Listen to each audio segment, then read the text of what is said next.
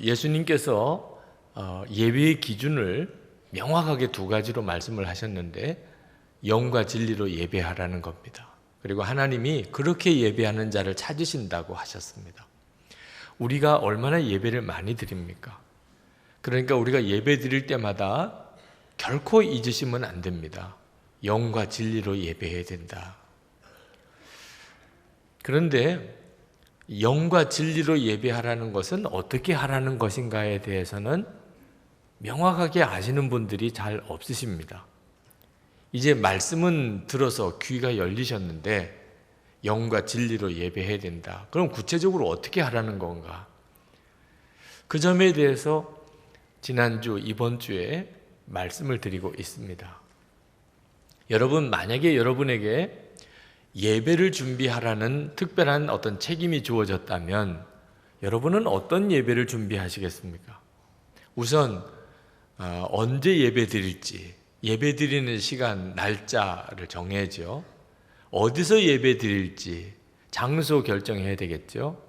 설교 누가 할지 설교자 부탁해야 되겠죠. 대표 기도 누가 할지 정해야 되겠죠.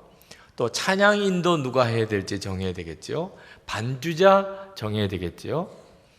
예배 순서지 만들어야 되겠죠. 그러면 예배 준비 다 됐네. 그러면 예배 드리는 데는 크게 어려움이 없습니다. 그러나 예배 준비하라 그러면 이 정도쯤 생각하시는 분들은 영과 진리로 예배하는 게 뭔지를 아직도 모르시는 분입니다. 영으로 예배하라고 말씀하셨던 것의 기준에 비추어 보면 이 준비는 부족함이 있습니다. 무엇이 부족합니까? 주님의 임재를 구하는 것입니다. 영으로 예배하라는 것은 주님의 임재 안에 예배하는 겁니다. 그래서 기도 준비를 해야 합니다. 주님이 임재해 주소서. 우리가 예배를 드리려고 합니다. 주님이 그 자리에 임재해 주소서. 그리고 어떻게 하면 하나님에게 감사와 찬양을 드릴 수 있을까? 어떻게 하면 주님이 기뻐하시는 예배를 드릴 수 있을까? 하고 기도하는 것입니다. 이거는 예배 준비의 결정적인 것입니다. 자, 진리로 예배하라고 하는 것에 비추어 보면 또 중요한 게 빠졌습니다. 진리로 예배하라. 진리로 예배하라는 말은 만약에 우리가 예배를 드리러 가는데 누가 우리를 붙잡고 물어봅니다. 당신 어디 가십니까? 저 예배 드리러 갑니다. 당신이 무슨 자격으로 예배를 드리십니까? 이렇게 만약에 누가 질문을 한다면 여러분은 뭐라고 대답할 준비가 있습니까? 여러분에게 당신이 어떻게 예배 드릴 수 있습니까? 왜 예배합니까? 라고 누가 물어본다면 여러분은 대답할 준비가 있습니까? 그 대답이 준비된 사람은 진리로 예배하는 사람이고 그 대답에 대해서 얼버무리는 사람은 아직도 진리로 예배하는 사람이 아닙니다. 우리 모두에게는 하나님께 드리는 예배에 대한 이유가 있습니다.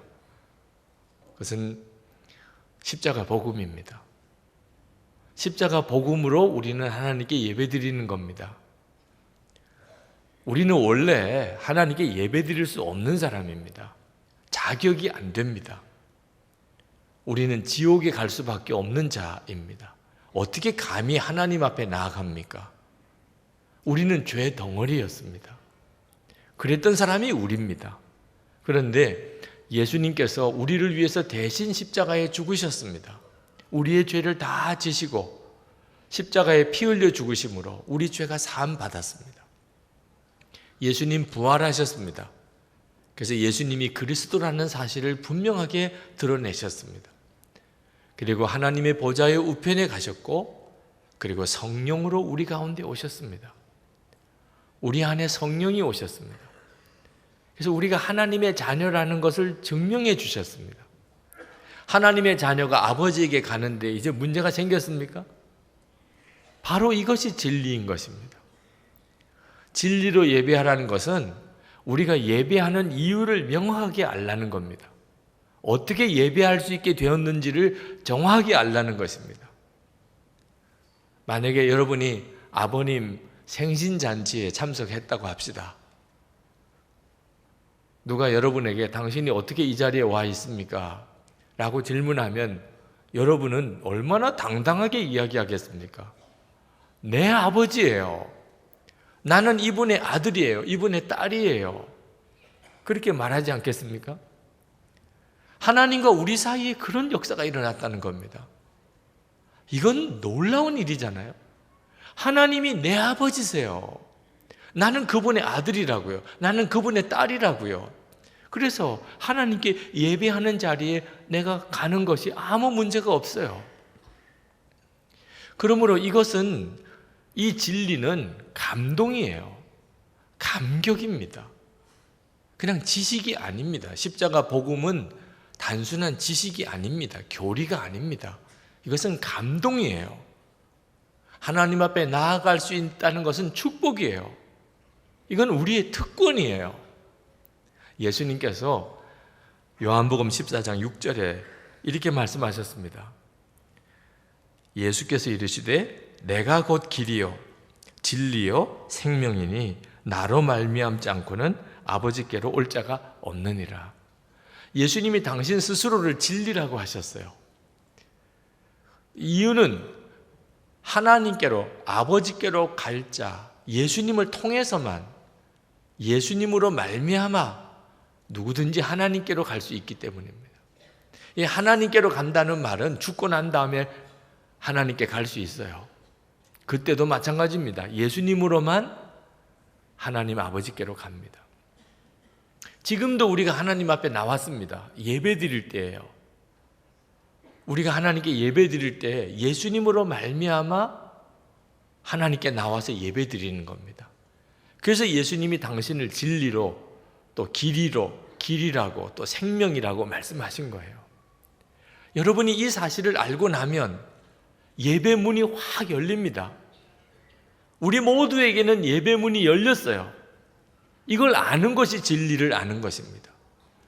예수 그리스도를 의지해서 우리는 하나님께 나아가는 거예요. 여러분이 이 진리를 모르실 때는 사람에게 끌려서 교회에 옵니다.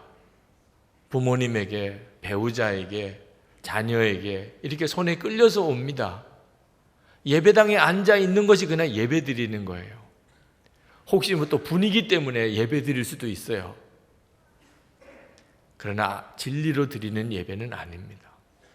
여러분이 내가 하나님께 예배 드릴 수 있는 축복을 받았다. 예수 그리스도 때문에 나는 하나님께 나아갈 수 있게 됐다는 사실을 알게 되면 예배는 기쁨이고 예배는 감격이고 예배는 내 특권이고 예배는 나의 축복입니다. 이것이 있는 사람이 바로 진리로 예배하는 사람입니다. 제가 예수님의 십자가의 놀라운 은혜를 깨닫게 될 때 예수님이 나의 어린 양이 되셨다는 사실을 배웠어요. 구약에서 하나님께 속죄 제사를 드릴 때 어린 양을 데리고 갑니다. 그리고 그 어린 양에게 나의 모든 죄를 다 덮어 씌웁니다. 그 어린 양의 머리에 손을 얹고 그리고 그 어린 양의 목을 땁니다. 그럼 피를 콸콸 쏟으면서 죽습니다. 그러면 죄인인 내가 죽은 거예요. 그렇게 받아주셨어요, 하나님이. 그런데 예수님이 바로 나의 어린 양이 되셨어요. 이 사실을 깨닫고 난 다음부터 예배가 달라졌어요. 예배 때 어린 양 예수라고 하는 표현이 나올 때는 가슴이 저려요. 복음이 예배를 바꿔놓는 거예요. 내가 복음을 알게 되니까 예배가 달라지는 거예요. 그리고 그 예배가 나를 변화시키는 거예요.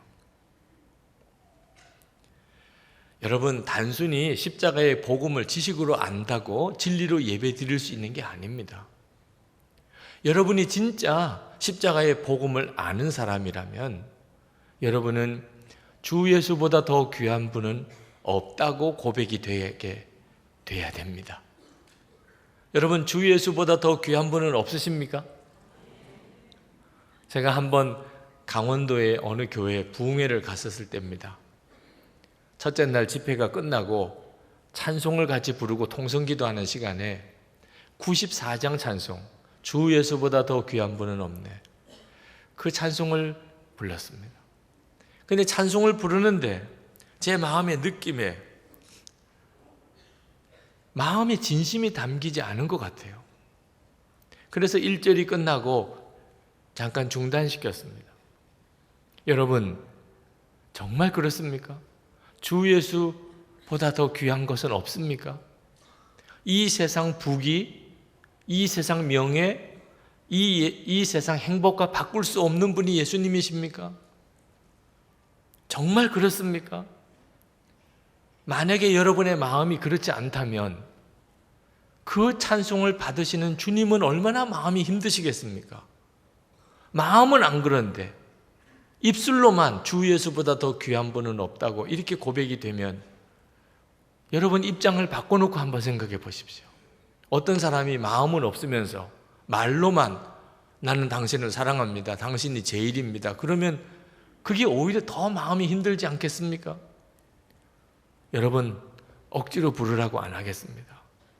정말 마음이 그렇게 되신 분만, 주 예수보다 더 귀한 것은 없네, 정말 마음이 그러신 분만 부릅시다. 그리고 다시 전주를 부탁을 했습니다. 그리고 1절이 시작이 되는데 아무도 안 부르는 거예요. 반주는 계속 됩니다. 누구도 부르지 않아요. 이 침묵이요, 얼마나 무거운 것인지. 그런데 여기저기서 흐느끼기 시작하더라고요. 찬송가를 부를 수 없는 그 마음. 내 믿음이 이 찬송을 부를 수 있는 믿음이 아니구나. 이게 마음에 깨달아지고, 그리고 회개가 터지기 시작했어요. 진리로 예배하라. 그 말은 단순히 십자가의 복음을 교리로 이해하라는 게 아닙니다. 여러분이 진짜 십자가의 복음을 믿었다면 여러분은 당연히 주 예수보다 더 귀한 것은 없는 사람이 되어야 마땅합니다. 하나님께 예배 드릴 수 있는 문이 예수님 때문에 열린 거예요. 이것이 바로 진리로 예배하는 겁니다. 예배에 있어서 영과 진리 항상 같이 있어야 됩니다. 마치 비유로 말하면 노래에 있어서 멜로디와 가사와 같아요. 여러분, 멜로디만 들었다고 노래 들은 거 아니죠. 가사만 들었다고 해서 노래 들은 거 아니죠. 멜로디와 가사가 같이 있어야 노래가 되는 거죠. 예배도 꼭 같습니다. 예배에도 멜로디와 가사처럼 두 가지가 있어요. 하나는 영으로 예배하고 하나는 진리로 예배하는 겁니다. 둘 다 빠지면 안 돼요. 하나는 주님의 임재가 있어야 돼요. 영으로 예배하는 겁니다. 성령께서 그렇게 해주세요. 두 번째는 진리로 예배하는 겁니다. 십자가의 복음, 예수 그리스도로 인하여 나는 예배할 수 있게 된 것입니다. 청년들이 이따금 청년 학생들이 집회를 할 때 보면 우선 찬송이 우리와 달라요. 한 1시간 해요. 다 일어나서. 악기가 얼마나 소리가 큰지 몰라요.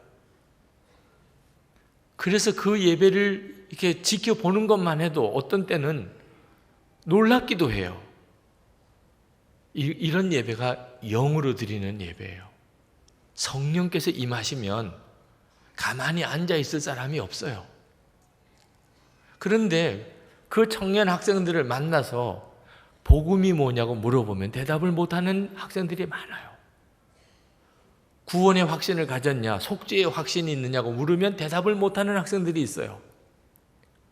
그렇게 영적인 예배를 드리는 것 같은데 진리로 예배를 드리고 있지 않는 거예요.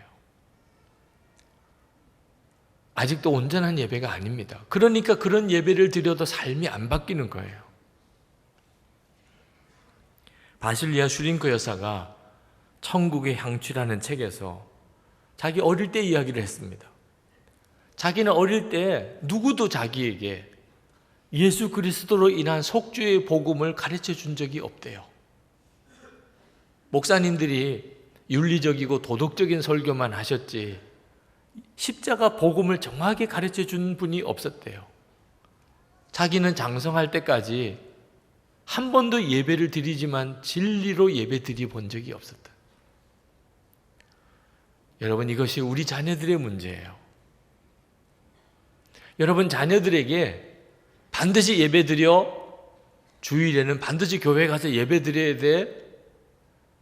그건 반드시 가르쳐야 될 일이죠.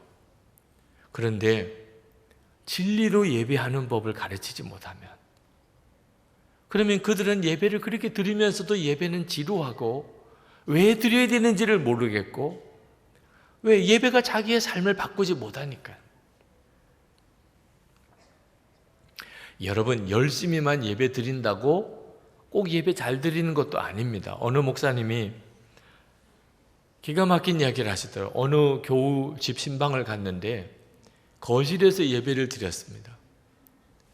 그 예배를 잘 드렸어요. 그리고 예배를 마쳤는데 그분이 안방에서도 예배를 드려달라는 거예요. 아이들 방에서도 또 예배를 드려달라는 거예요.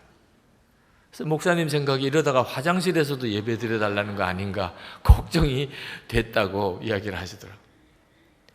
그 열심은 대단하지요. 이왕이면 예배 드리는 거 거실도 드리고 안방도 드리고 뭐 아이들 방도 드리고. 그러나 이거는 무속적인 개념이죠. 진짜 예배가 뭔지를 아직도 이해를 못 하시는 분이죠. 우리 한국교회 교우들이 진리로 예배하는 데 있어서 많이 약합니다. 하나님께 나가서 예배하지만 진리로 인하여 내가 하나님 앞에 나아가게 됐다는 사실, 예배 드리는 일이 얼마나 큰 축복이라는지, 내가 예배 드릴 수 있는 사람이 되었다는 것 자체가 얼마나 놀라운 것인지에 대해서 정확한 이해가 없다는 거죠. 에베소서 6장 14절에 보면 진리로 허리띠를 띠라는 말씀이 나옵니다. 이 말씀은 영적 전쟁을 할 때 우리가 갖춰야 될 영적인 무장을 이야기하는데, 진리로 허리띠를 띠라는 말은 예수를 믿어도 체험에 의존해서 믿지 말라, 그런 뜻입니다. 사실 체험은 우리를 굉장히 놀라우게 믿음을 일으켜요. 기도응답의 체험, 어떤 성령의 은사 체험, 하나님의 기적이 나타나는 체험들을 하게 된 경우에는 믿음이 아무래도 달라지죠. 체험에 의존해서 예수를 믿으시는 분들이 상당히 많습니다. 그런데 체험에 의존해서 예수를 믿으면 체험이 없을 때는 확 꼬꾸라집니다. 마귀가 이렇게 하는데 선수예요. 우리의 감정을 조작하는, 어떤 느낌을 조작하는 일. 진리로 허리띠를 띠라. 예수님을 믿어도 체험이 아니고 진리예요. 주 예수님은 이미 나를 위해 죽으셨어요. 하나님은 독생자를 주시기까지 나를 이미 사랑하셨어요. 하나님은 이미 내 안에 오셨어요. 여러분, 진리 안에 굳게 허리띠를 메고 서 있지 않으면 마귀가 여러분들을 너무나 쉽게 무너뜨려 버립니다. 우리가 하나님께 예배 드릴 때도 항상 기억하셔야 됩니다. 그런데 진리로 예배 드리는 데 있어서 우리가 조심할 것이 하나 있습니다. 그게 뭐냐면 무엇이 진리냐는 것을 가지고 싸우지 말자는 겁니다. 한국 교회는 또 세계 교회사는 이 진리 가지고 싸운 역사이기도 합니다. 무엇이 진리냐? 진리로 예배해야 되니까. 그거 중요하지요. 중요합니다. 무엇이 진리냐는 문제를 가지고 서로 토론도 하고 연구도 하고 하는 일은 중요해요. 왜냐하면 이단이 교회에 들어오지 못하게 막아야 하니까. 잘못된 믿음, 거짓 믿음, 속이는 자가 교회에 들어오지 못하게 막아야 되니까. 그런데 꼭 싸울 필요는 없다는 겁니다. 안타까운 것은 내가 믿는 진리대로 안 믿으면 예배도 같이 드릴 수가 없어. 이런 태도를 가지고 있는 분들이 있습니다.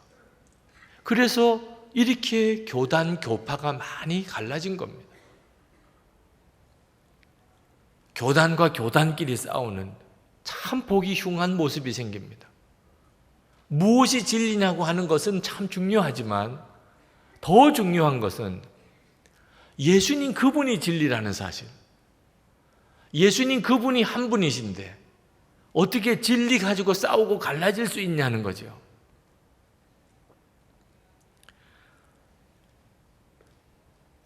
성령을 체험했던 웨슬리 목사님, 성령 충만하게 전도 사역을 시작을 했더니 영국 성공회에서 이단이라고 내쫓았어요. 지금은 다시 그것이 복권이 됐지만 이게 얼마나 부끄러운 일입니까? 진리는 싸우라고 하나님이 우리에게 주신 게 아닙니다. 진리는 교리가 진리가 아니에요. 교리가 진리라면 우리는 정말 피 터지게 싸우게 됩니다. 진리는 예수님이세요. 예수님을 누가 독점할 수 있어요? 장로교회가 예수님을 독점해요? 감리교회가 예수님을 독점해요? 예수님을 더 잘 알 수 있도록 서로 도와야 될 필요가 있는 겁니다. 예수님이 만약에 오신다면 예수님은 어느 교단 편일까요? 예수님은 보수주의 신학 편일까요? 진보주의 신학 편일까요? 예수님은 그런 분이 아니세요. 그런 것 가지고서 신경 쓰고 언쟁하고 싸우고 갈라지는 것을 보고 통탄하시는 분이세요. 이미 싸운다는 것 자체가 진리와 멀어진 거예요. 예수님이 진리신데.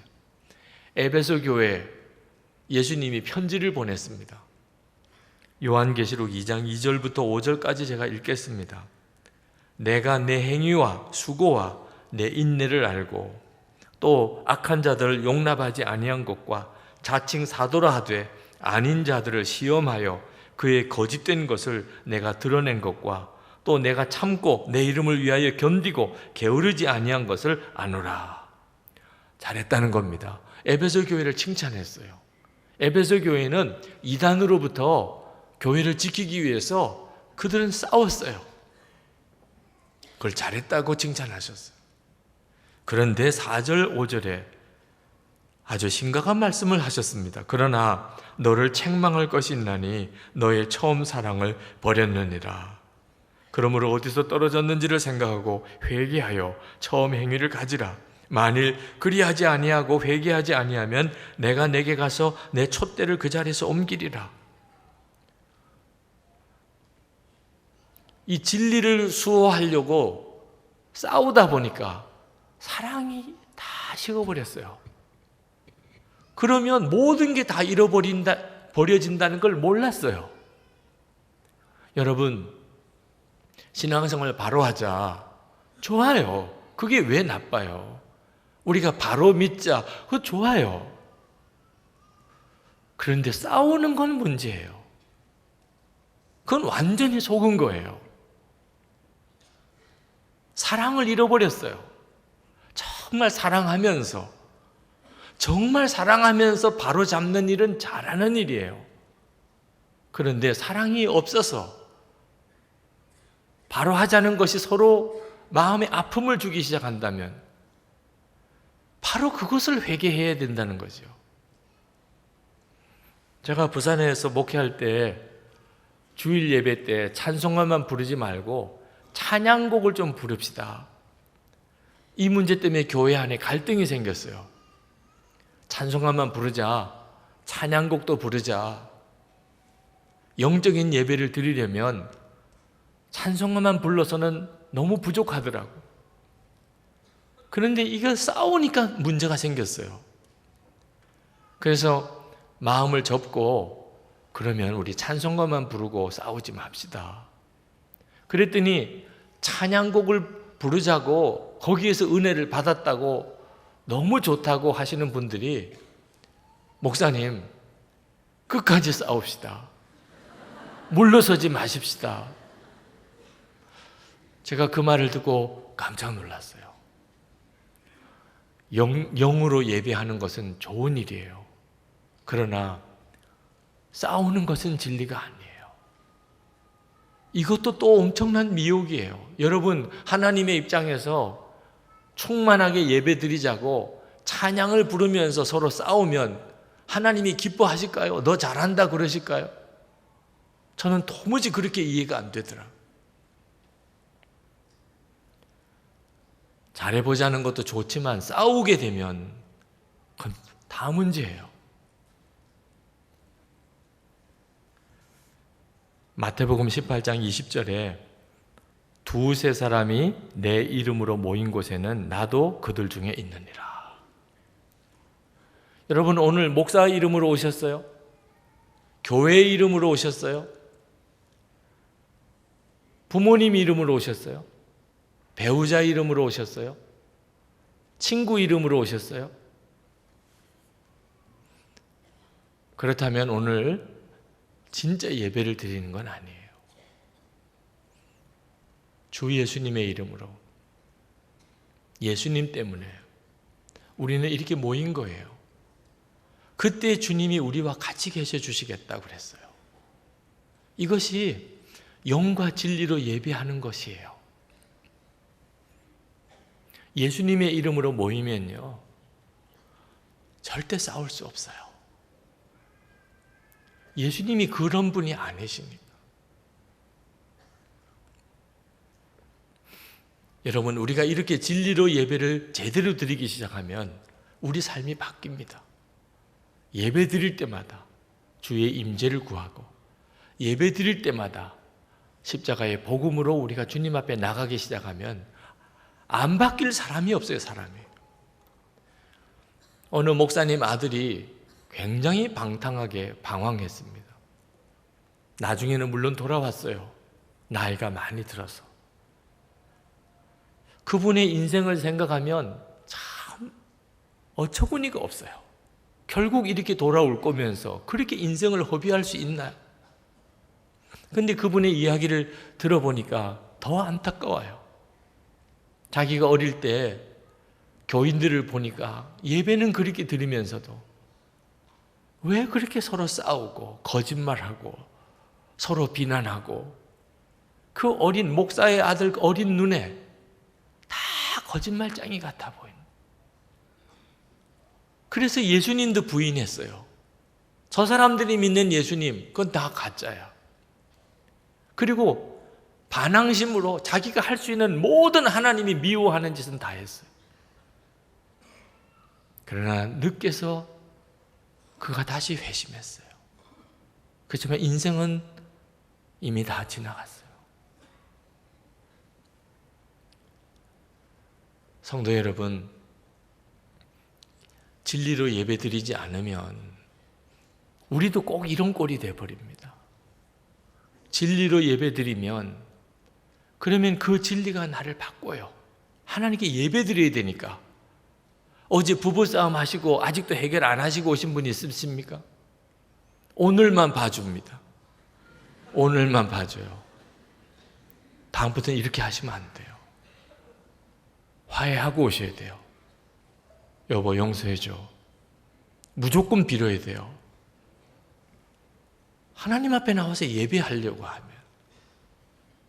여러분, 정말 은밀하게 짓는 죄 하나님 앞에 회개하고 오셔야 돼요. 예배 드리면서 여러분들의 마음속에 성령께서 책망하시는 것 정말 토해 놓으셔야 돼요. 이렇게 예배하면 예배가 우리를 바꿉니다. 초대교회는 처음부터 핍박이 있었습니다. 그때 많은 사람들이 교회를 떠났어요. 초대교회의 문제는 이 교회를 버리고 떠난 이 배교자들을 어떻게 할 거냐는 겁니다. 다시 받아줘야 돼요. 한번 배교한 사람들 다시 받아줘야 돼요. 이 문제가 초대교회의 골칫거리였어요. 그런데 그때 복음서가 들어오기 시작했어요. 복음서를 읽어보고 깜짝 놀랐어요. 예수님의 제자들, 사도들이 예수님의 십자가에 달리실 때 다 예수님 버리고 도망갔어요. 베드로는 심지어 저주까지 했어요. 그런데 예수님께서 그 제자들을 찾아오셔서 다시 받아주셨어요.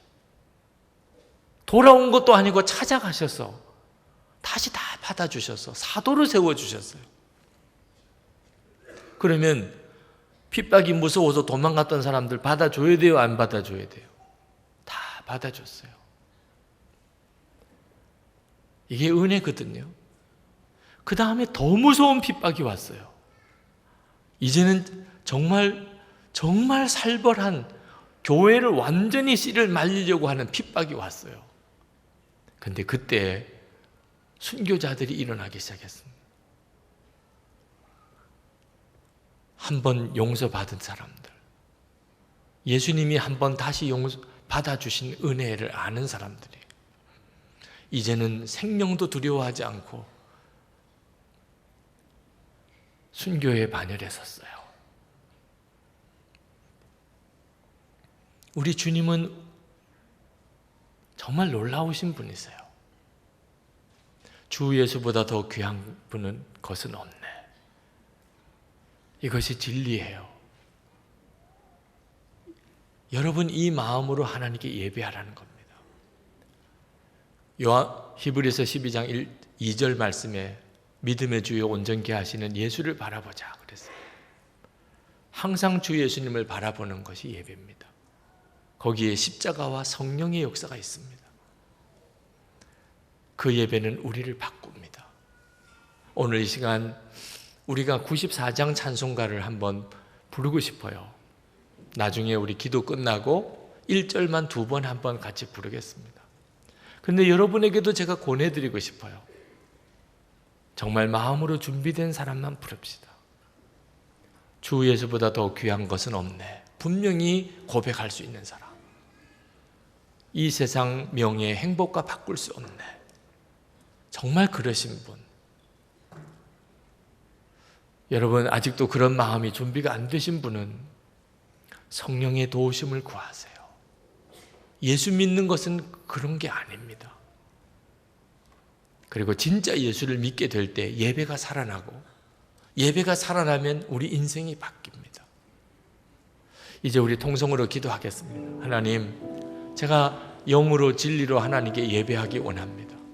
주 예수보다 더 귀한 분이 없네. 이 고백 제대로 할 수 있게 되기를 원합니다. 주님 역사해 주옵소서.